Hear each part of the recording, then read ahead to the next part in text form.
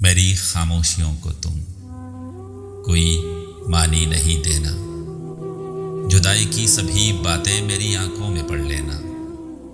میری اس مسکراہٹ میں اگر محسوس کر پاؤ تو میرے آنسوؤں کی تم نمی محسوس کر لینا۔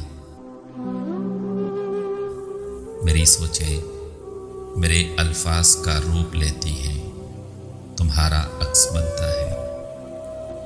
میری نیندوں میں جب جب رت جگوں کے دیپ جلتے ہیں، تمہارا ذکر چلتا ہے۔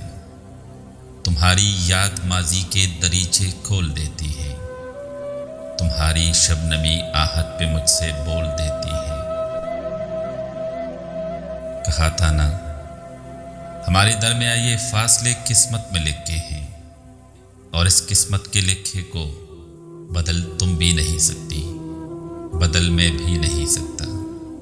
مگر مشکل یہی ہے ہجر کے پرپیچ رستوں پر، سنبھل تم بھی نہیں سکتی، سنبھل میں بھی نہیں سکتا۔